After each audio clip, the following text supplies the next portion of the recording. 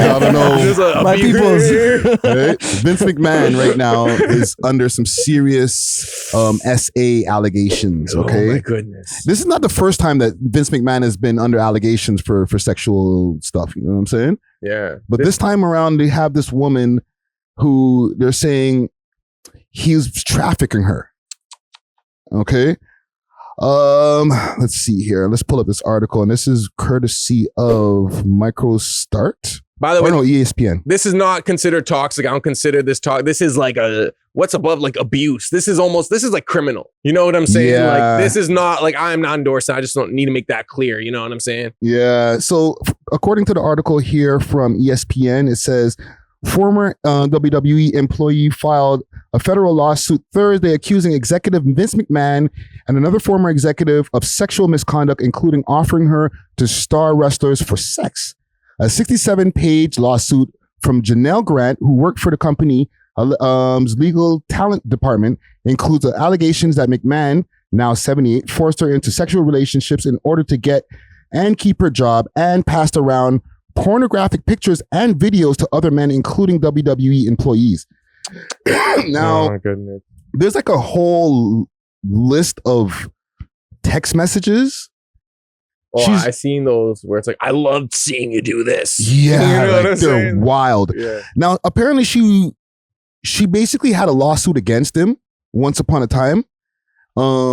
It says Grant is seeking unspecified monetary damages to have a court void a $3 million non-disclosure agreement, of which she alleged she received only $1 million. Okay, so she had a non-disclosure agreement with him for $3 million with Vince McMahon. He only gave her $1 million. And because of that, here we are now. Oh man. So if he paid that extra $2 million, it might have saved him his whole career. This whole court, the 67-page or whatever lawsuit that's coming out right now. So that begs the question, like, would she have been okay with it if it was $3 million? Like, would she just not have said anything? Like, is it like she's seeking justice as a victim? Or is it like, whoa, like you promised me $3 million, but you only gave me $1 million? All right, bet. You know what I'm saying? That's where the question lies, right? Because you said you read some of those texts and stuff, right? Super vulgar. Super crazy vulgar. I'm going to have 10 guys do this to you, and it's going to be squirting out of your ears and nose and all types of wild shit you saying. Yikes. Or he was saying to her. However, there is one reply in out of all of those things where she's like, I'll be ready Tuesday. I'm still recovering. Yeah. So it wasn't like... There's a little bit of consent there. Exactly. But there's also that, like, the power difference between Vince McMahon and, like, one of his fighters or wrestlers. Facts. Is so crazy that, like, I don't know, maybe she felt like she had to do it, but obviously, like, she could have always said no, in a sense. Like, I don't necessarily think she was physically restrained and, like, forced in like I don't want to say that word because I know we're on YouTube and stuff, but like the R word. Yeah. In that sense, it's not that, but it's more like it is misconduct with your employee. Yes. First and foremost, like from like a HR kind of perspective.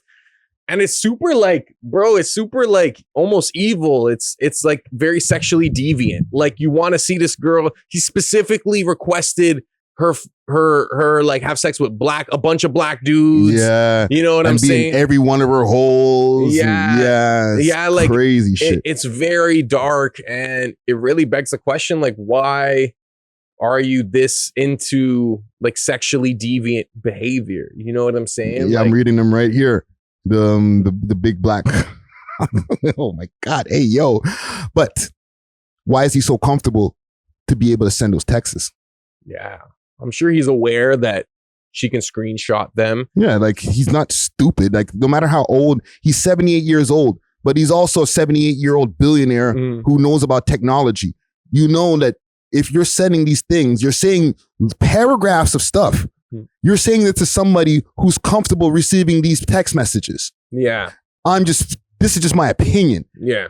Maybe she's looking at the text message horrified. Who knows? But like if you're sending these, I feel like there's some kind of environment where like you guys are comfortable talking to each other like this. You know what I'm saying? Like I heard Joe talking about earlier the kink community, Joe Button talking about the kink community, but that's a real thing. Yeah. People in the kink community talk to each other like this. Yeah.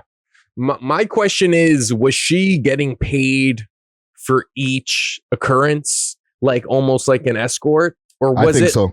Okay, so then that's totally different because I don't know, but I think so. If that's the case, then that is kind of very different because you're agreeing to do it, and obviously, I don't know what the laws are around that in their specific state or the federal level, but that's different than like, oh, like it's just a part of your deal as a WWE artist, wrestler, like that. That's different. But if she's getting paid to do each thing, she's accepting the money and she's willingly doing the act, as nefarious as it is, I don't think legally there's a case, but he failed to uphold his contractual agreement by only providing her with $1 million. Yeah. So I don't know. Like, I think they're going to settle. I don't think he's going to go to jail. He did step down.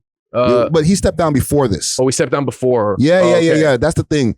Like TKO, the company that owns the WWE, and this is also on the heels of, remember what we were talking about off camera, the WWE getting signed to Netflix. Yeah. Right. And in 2025, they're going to start dropping Raw every Monday on Netflix to expand Netflix live features and stuff like that. That's huge. Yeah. So you lock in a huge $1 billion deal or whatever the amount of money that they lock in with the WWE.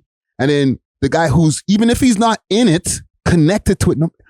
We hear Vince McMahon, WWE is the first thing that pops up in our brain, not freaking the X Football League or something else. Yeah. It's WWE or WWF even. Yeah. You feel me? Yeah. So even if he hasn't worked for them for years, that's still a hit piece. You know what I'm saying?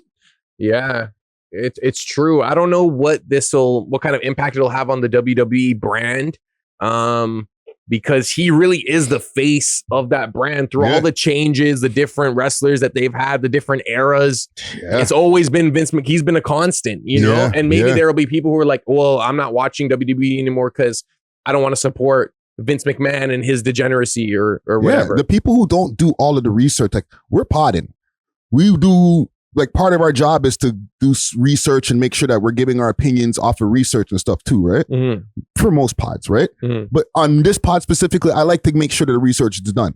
So we are in the know of he's not with the wrestling or with TKO. And not everybody knows that shit. You know what I'm saying? They're just like, oh, WWE, oh, Vince McMahon, I'm not fucking with that no more. Right? They're not, I went and read an article and found out that he actually is not really, they don't care, bro. Yeah. My whole thing is the WWE fan base, we can assume, is predominantly male. I'm not sure how many female, like what the female demographic statistics are like, but if it's consensual and she's not a victim per se, then I don't see this being that detrimental. If it was non-consensual and she is a victim, I think that could be bad because then it's like, oh, I watch WWE. It's like, whoa, like. You know what? It's almost like supporting like a Harvey Weinstein or something. You know what I'm saying? Yeah. That needs to be figured out in this case. The consensualness of this, right? From the outside, and this is just my view from the outside, if you're going to be sending these wild text messages, it's because there's some kind of consent going on. Yeah. Like these are paragraphs that I'm looking at, fam. Explicit. Like, and you're like, you're worth $1 billion. Like, you're definitely not risking these over like maybe a consent. You know what I'm saying? Like, you feel safe and comfortable enough to speak to her in that way. Who knows how they speak to each other in person or behind closed doors? Exactly. One thing though, they had a non-disclosure agreement, right? So like, yes, I'll talk to you like this is how we talk to each other. But make sure to pay me my money. He shouldn't be talking like this if he ain't paid up the whole $3 million. Yeah. That's where he went wrong. Yeah. You know what I'm saying? He slipped.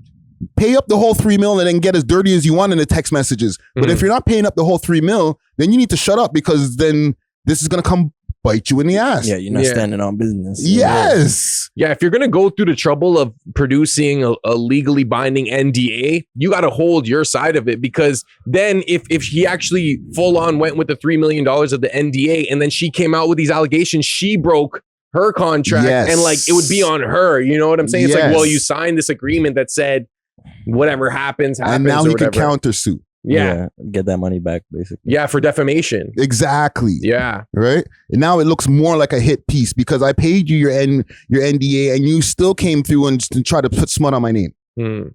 All right. Mm-hmm. But listen, I'm not even gonna give Vince a salute. We'll keep our eyes on this. No salute to Vince. No salute to Vince, man. We love hip hop.